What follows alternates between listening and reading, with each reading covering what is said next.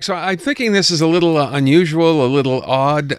Look, I understand the city, the province want to have people be able to speak French, learn French, and I'm pretty sure, if I'm not mistaken, Park Extension is one of the most diverse ethnic boroughs in the city, right? It has a lot of newcomers to the borough. So great. So what do? They put Giant stickers with stickers. French words on the sidewalk. Yes, that rhyme. So lait, poulet, navet. So milk, chicken, turnip. There's, okay. And there's expressions, and the idea being that, so they're on the sidewalk, that as you're going into the grocery store, you might read those words and get a little impromptu French lesson, right? So helping people adapt and integrate into society and learn a little bit of the French language. Some people didn't like them at all, and especially when they started wiping out on them because they were very slippery. So we spoke to Nick last week, who lodged a complaint, and evidently something has come of it. So let's check in with him first, and then we're going to speak with Dominique Olivier from the city to find out a little bit more about this initiative. So Nick, you filed a complaint. When we last spoke to you, you were kind of waiting to see if anything would come of it. Something has come of it. Yeah, what's come of it is they put more stickers on throughout Park X, at least another 20 that I've seen. Oh, no. Okay, but they're less slippery. Yes. How do you feel about that, Nick? Well, you look, my mother lives in a residence down the street. She's 86 years old. So it's a seniors residence. There's a CLSC. There's a lot of elderly people in this area. So, and just in one particular sticker, there's been at least 7 people that have slipped. And one lady, apparently, she almost hit her head against the wall. She caught herself in time. So, yikes. So this doesn't sound like it's any better. Well, no, this was before they changed the texture. And then people started ripping them up. Now they've put out more of them. They're more adhesive, evidently, but also less slippery. So have you had any issues with people slipping since they've put out the new stickers, Nick? I'm not sure. So if I understood correctly, they changed the texture? That's what we've been led to understand. So it's like they listened to you and they said, you know what? No, that's not the idea. Obviously, they don't have people wipe out on these things. So apparently that they have changed. Did you complain to someone in the city? Mm-hmm. Before I called CJD, I called 311. And I actually called them twice, and I haven't gotten any feedback from them. But if the new stickers, if they've changed the texture, they're still slippery. Okay. They're definitely not as safe as walking directly on the sidewalk. Okay. So there's still a problem. Nick, stay there. Yeah. We have Dominique Olivier from the city who's graciously, said she'd kind of come on with us, which we appreciate. She's a president of the executive committee. Dominique, thanks so much for being here. Thank you very much. This is such a bizarre story. I kind of feel odd even asking about this, but from the point of view of this is a city initiative, a province initiative to help people learn French. What's the sort of rationale behind this? What you have to understand is that the stickers are not an end in themselves. They're part of a broader project, and the project is financed by the Quebec government with the help of the city.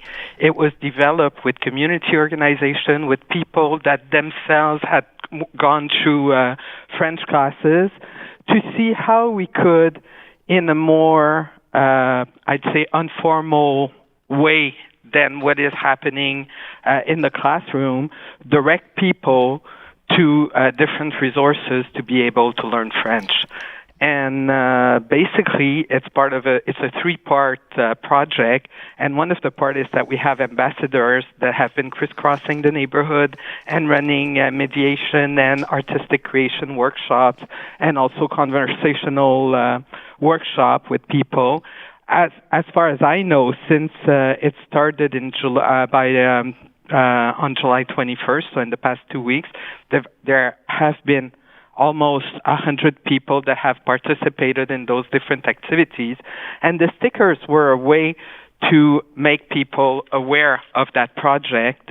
As you well know, our administration doesn't like just printing unsolicited publicity and putting it in mailboxes. Yeah, got that part.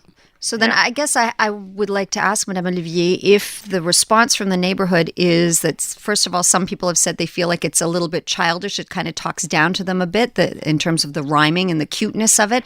And then second of all, that it's a hazard, a safety risk in some cases. Can I ask you to speak to that? Yes. As far as the safety risk, one of the things that we know is that since July 24th, when it was first installed, The borough has received a couple of complaints, actually two, and when I hear the person that spoke right before me, it might have been twice him, but two complaints from people who had slipped on stickers saying that the stickers were slippery. So for safety reasons, we asked that the stickers would be reprinted on a more adherent material and reinstalled, which was done Tuesday. And those new stickers were successfully tested by our team, as far as I know. But we have asked 311 to keep us informed of any complaints that would come on the subject so we could act diligently. We're going to run out of time in a minute. With respect to people, newcomers learning French, and as we said, it's a very diverse borough, obviously, in Park Extension. My obvious sort of reaction to this was, when you come here and you want to learn French as an immigrant, if you live out in that borough, how difficult is it for you to actually try to take classes? What do you have to do? What is the process? I would have to, that it's a provincial responsibility, but I would say that generally what happens is that lots of community organization or different schools have French classes, so you have to go through with the Ministry of Immigration to ask to be registered in Francisation, and they will direct you to the classes that are close to you. But a lot of people, when they come, that's not the first thing that they want to do. So it's very important that they live in an environment where they see those words that they are learning, or that they can be directed to different type of resources to help them learn French. Okay, that's what I was. If it is a provincial jurisdiction, I was wondering why the city took it upon themselves. But you felt like this was necessary in that particular borough? No, not in that particular borough. What we have done is that we have an understanding with as you know, the Article 1 of the Charter of the City of Montreal says that Montreal is a Francophone city. Mm-hmm. And we have a responsibility to help people integrate, especially with the new law that came, Law 96, that came in effect on June 1st. So we have an understanding with the government, but it's paid with the money of the government, that we are running initiatives to help people learn French more fastly, or to be directed to the right resources to learn French. Okay. And that's in that case, that's why we do in different boroughs with different people, we co-construct projects that will help people like them keep learning.